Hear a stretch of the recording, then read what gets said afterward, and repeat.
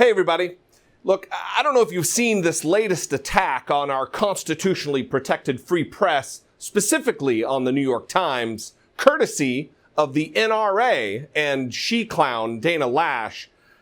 It is bizarre and it is disturbing. So I'm going to play it for you, all 44 glorious seconds of it, and then what will follow will be my personal rebuttal. Thanks a lot. We the people have had it.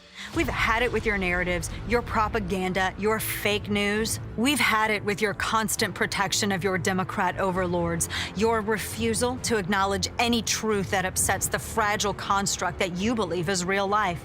And we've had it with your pretentious, tone-deaf assertion that you are, in any way, truth or fact-based journalism. Consider this the shot across your proverbial bow.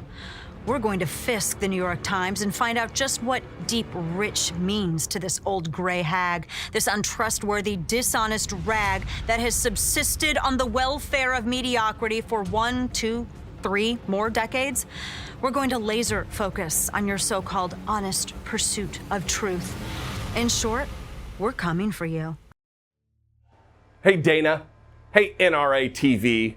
We the people have had it. We hear your shot across the bow and we raise you a little history. It's no mystery the press is flawed, that it has borne sores of a long and storied past, riddled with mistakes and retakes, but has always poured itself into the spirit of what it is.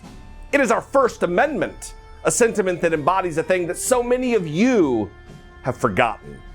That the line beneath the human error that each real journalist walks is that it seeks the truth.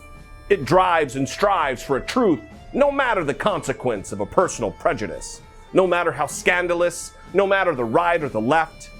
It seeks the truth. It seeks to hold a government accountable, a government that often encroaches upon the rights and freedoms of the very same we the people you use as some sort of catchphrase or punchline. So what is this institution you rage at? The constitutionally protected, profound sound of liberty you throw your fake outrage at.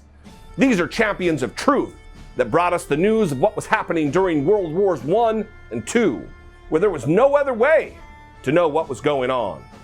These are the soldiers of the pen and printing press that hunkered down with soldiers in foxholes and brought to light that which would otherwise never have made its way from darkness of night. The embedded reporters who accompanied Marines in Iraq and Afghanistan while unarmed in the midst of the fight. These titans you scorn because they do not align with your hateful wish of a world torn. These noble men and women reported on Dr. King.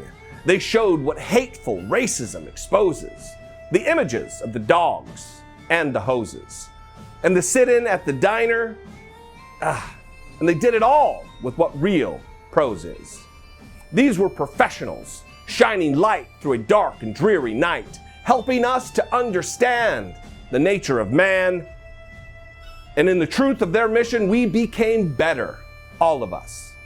You dishonor also all those who uncovered Watergate. And it is these truth-seeking souls you choose to weakly berate. Those again who chose to put themselves in harm's way to bring nothing simpler or more difficult than the truth. The truth. Just the damn truth. You want to take a shot across the bow because the truth doesn't line up with your hateful worldview. You want to throw a gauntlet down because the truth exposes you for what you are. A narrow-minded, xenophobic piece of dirt on the bottom of liberty's shoes. Look, we say go ahead. You're not fighting CNN, the New York Times, or the Washington Post. You are fighting something that cannot be beat. You are spitting into the wind because you are fighting the truth, and the truth cannot be beat. You can throw fake news around all you want, and you may have many who believe your lies, but in the end, the simple fact is that your enemy is that of truth, and something that cannot and will not ever die. Oh, and also, get bent, white trash.